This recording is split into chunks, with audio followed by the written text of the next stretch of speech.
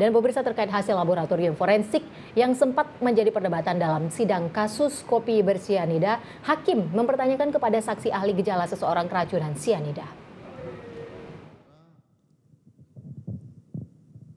Menganggap atau menyimpulkan bahwa itu tidak benar.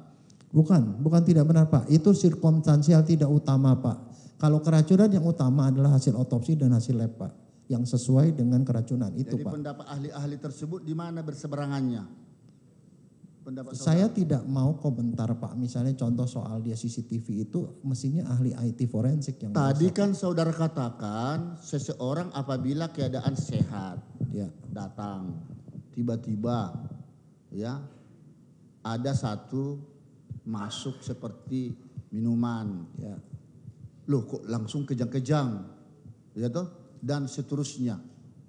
Nah ini dihubungkan dengan sifat-sifat dan gejala daripada sianida ternyata pas yang dialami oleh si korban yang kolaps tadi. Apakah saudara masih mungkir Pak dengan sifat-sifat yang terjadi tadi sementara korban adalah posisi sehat walafiat? Begini Pak, saya kembali lagi ke pernyataan saya pertama Pak. Untuk mendiagnosis seorang keracunan bahan A misalnya, maka yang harus dibuktikan adalah pertama orangnya sehat tiba-tiba mati atau sakit Pak. Itu terjadi pada kasus ini Pak. Yang kedua adalah adanya kontak dengan bahan racun.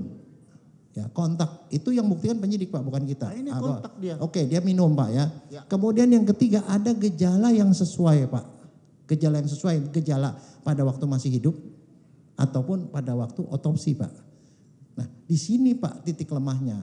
Karena yang gejala masih hidup saya tidak bisa komentar karena saya tidak tahu dan saya tidak mau menilai itu. Nah kalau otopsi Pak yang harus ketemu itu ada 3 gejala yang harus ketemu pada sianida Pak. Pertama kulit yang kemerahan. Iya kemerahan. Kedua itu baunya yang kecium dan ketiga lambungnya bengkak. yang merah terang Pak. Itu. Dan bengkak. Dan kemudian terakhir ketemu racun itu di dalam organ yang khas Pak. Khas dalam sianida yang khas adalah adanya sianida dan tiosianat di dalam hepar Pak, di hati Pak. Ya. Di darah dan tiosianat di dalam urin. Dan itu juga tidak ada, itu masalahnya Pak. Sudah termasuk ada itu. Kan yang mana lambung Pak? Tadi bengkak, kemerah-merahan. Kulit kemerah-merahan, ya kan? Saya tidak tahu Pak. Loh, saudara bilang tadi teorinya ada 3. Iya, itu 3 Pak. Iya. Kulit kemerahan. Kalau Bapak baca di Dokter Slamet Purnomo itu kebiruan Pak. Biru sama merah beda Pak warnanya Pak. Kemerah-merahan. Yang kedua Pak. Ini apa yang ada di meja saya ini saya tidak ada alasan nih. Tadinya saya mau buka nih. Saya benar apa tidak nih? Ini kemerah-merahan. Muka si korban. Pak, kalau kita gitu Pak, kita nggak bisa gambar itu Pak. Yang ada adalah Bapak mesti percaya apa ditulis Dokter Purnomo Pak. Ya, habis. Apa? Karena ini yang periksa dokter ahli loh Pak. Ada di meja saya, itu persoalannya. Ya, saya lihat loh. Majelis Hakim.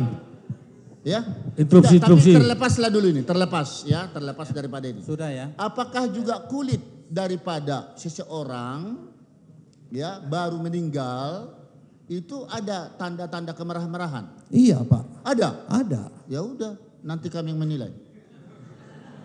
Sekarang lanjut.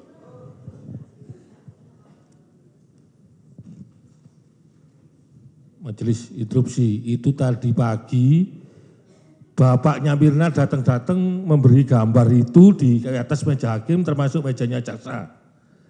Yang kita acuan itu yang di BAP sini, bukan yang di situ. Kami tidak mempersoalkan itu, tetapi ahli itu tadi alat bukti yang tidak sah. Ahli tadi mengatakan tanda-tandanya juga itu kemerah-merahan kulit. Begitu ya. Begini Pak, kalau kita mau menilai ini kita mesti serahkan pada ahlinya Pak. Ahlinya itu adalah dokter yang ada tertulis dalam visum Pak. Itu. Dan Baik. ini